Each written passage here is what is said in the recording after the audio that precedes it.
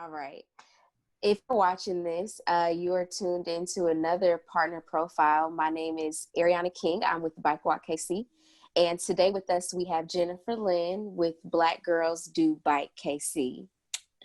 So I'm so excited to chat with you today and talk about everything that you all have going on. Can you tell us more about Black Girls Do Bike KC? Yeah, so Black Girls Do Bike in general, it's a national and now international organization founded by Monica Garrison. She found herself riding in Pittsburgh all throughout the city streets, and she started noticing that she didn't see anyone else that looked like her. This was back in 2013, and she started to ask herself the same question that we all do, and that is like, man, do Black girls bike? Because all I see is me out here. So that's kind of what started everything as far as her movement for advocacy of biking, and then also just representation for women of color. I love it. That's so important. And I know that oftentimes in our communities as Black women, we have these fond childhood memories of different activities like biking and skating and even drill team. And, as we get older, we lose our interest in those. So how has this network connected us back to finding women that look like us, much like you just mentioned? And can you speak to the impact that you already see and are obviously continuing to encourage? Yes, so and I completely agree. I mean, I grew up cycling and biking everywhere. Like some of my best scars are from like bike crashes when I was a kid. Yes. Those are my best stories. Um, so the way that this network really has helped me is to just let me know that I'm not alone and I can do this. It really gives you the confidence to get out and cycle. A lot of times when I am cycling, I'll notice too for myself personally that I usually am the only person of color out there. And it kind of makes me feel a little intimidated or just uncomfortable in general. And so there are some things that are deeply rooted in, I guess, kind of cultural experiences that I have when I am Mm-hmm. cycling that other people can't relate to if they are not a woman of color. And I've told this story before about the helmets. I always wear my hair in protective stylings. That's my thing because I don't like doing my hair much, but that's beside the point. But one of the issues that I ran into was finding helmets that fit my protective styles. So a lot of times the helmets would be too small, or I would have to go through several trial and error periods where I was trying to find a helmet that would pick or that would fit the style that I just happened to have at the time. And so Right. being a member of Black Girls Do Bike, they actually have a page on their website that lists like protective styling friendly helmets. They literally have a whole list of helmets that you can choose from. And without people having encountered this, that wouldn't be something you would even think of. And so, your typical websites that you're looking at online to try to help with helmet sizes, they're not taking into account things like, box braids, Marley twists, or even a hijab. So this is just a real good opportunity for us to have representation. And like I said, it gives me the confidence knowing that I'm not the only one out there. And it's a safety thing. It's a security blanket. It's the sense of community that I was really looking for. I agree wholeheartedly. Working with Bike Walk KC, we do a lot of helmet fittings at schools. I try to be my hair up or wearing a bun or a puff, and doing the helmet fittings so that the girls can see, like, yes, you can wear your helmets too. Not only, is it not about being cool, it's about safety and like we have to be protected too. So I love that. Yes. So in your time here in Kansas City, can you tell me what are some of your favorite places to ride? And maybe anywhere else in the country or out of the country as well. Sure. So within Kansas City, I really, really love trails. Trails are my favorite thing. A reason being is I'm really big into nature. And so trails give me an opportunity to do, the two things that I love. And that is riding my bike. And the second thing is just being out in nature amongst the trees. I like dirt. I like mud, you name it. I actually don't like bugs. So scratch those off the list. But Agreed. but anything else, as far as being outdoors, I really, really enjoy. So some of my favorite trails in the city are the Tomahawk Creek Trail. I usually go to Leawood Park. I also go to Shawnee Mission Park quite often as well, because Shawnee Mission Park gives you a little bit of everything. You have the lake there, so you get a body of water. You also have lots of nice trees. It's paved. It has so much to offer. One of the newer destinations as far as riding that I've gotten into, I was recently introduced to this, and that is riding in downtown KC over the weekends. So, normally I'd be a little bit overwhelmed riding on the streets during, a busy time period, but the weekends, it is ideal. So I like that mixture too. I'm not getting all the trees and everything, but I still have a different type of cycling that I can do downtown. Um, Lastly, my third place that I really like to ride or that I've ridden out of country has been Canada. Montreal is definitely a biking city. That is one of my favorite places to go anyway. And Montreal is very hilly, so that was probably my favorite biking experience that was out of the country. I love that. Yes, it's so important to just like experience the same things that you enjoy doing at home somewhere else too. And I know you mentioned that you recently discovered cycling downtown and that you were surprised at like how safe it is on the weekends, or not feeling as overwhelmed with traffic and whatnot. So, in your opinion, what things do you feel like could be improved for the safety of not just cyclists but pedestrians too that you notice? So I love, love, love this question.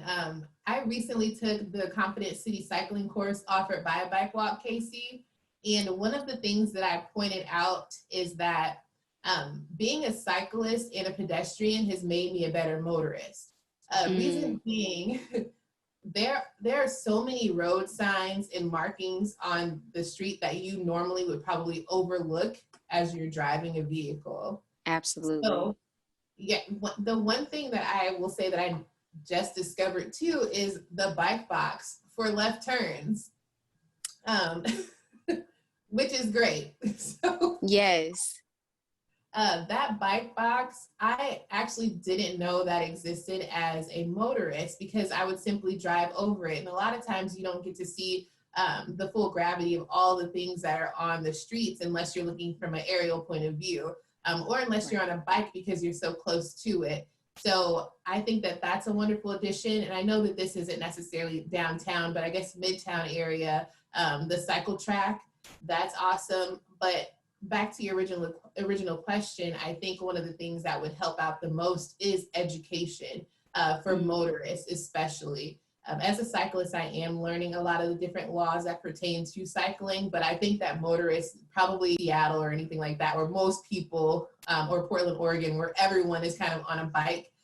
Kansas City, we are emerging and growing in that area until I think motorists get more familiar with seeing cyclists on the road. They really need to maybe brush up on the education part on, the rules of the road for cyclists. I agree Long-winded wholeheartedly. response.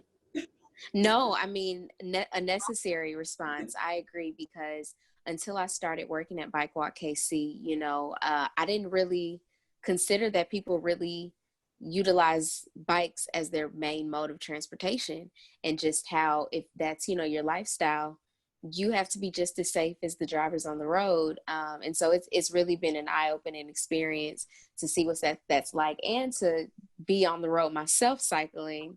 You have to have your eyes peeled for so many things, and it really puts in perspective the responsibility that I think we forget comes with driving. So yeah, that's a Yeah. great response. So all throughout this year, we've all obviously been experiencing this crazy pandemic, and really having to adjust our lifestyles. And messaging that we've been pushing out is move your way. So moving in the way that works for you, that works for your environment, but remaining physically active, on a consistent basis, and just all the benefits that comes with.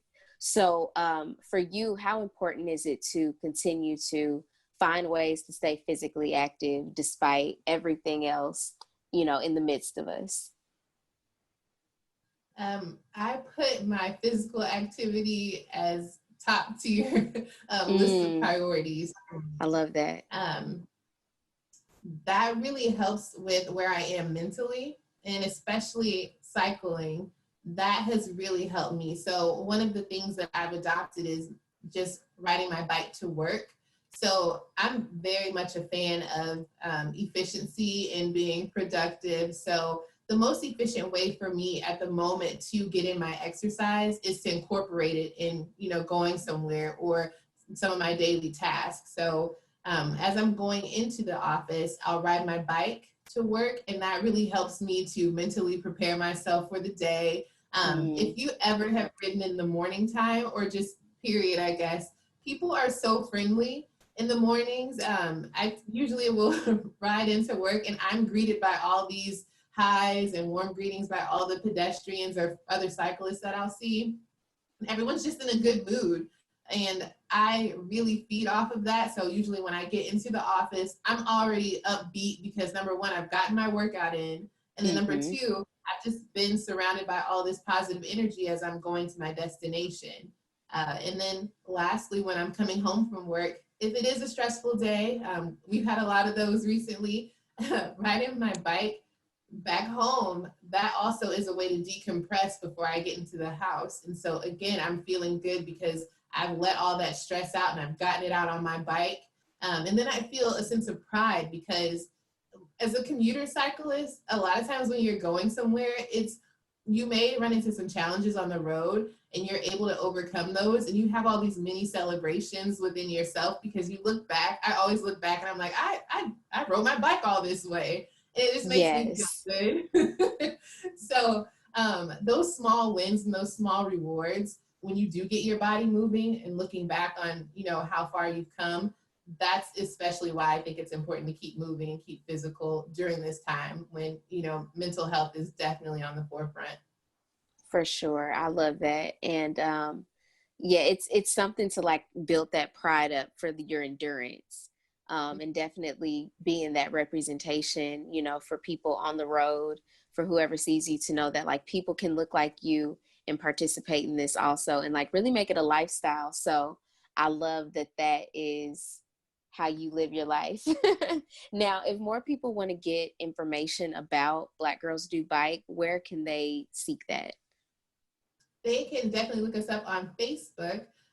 We have a Facebook group currently, and it's Black Girls Do Bike Kansas City. There are several other chapters.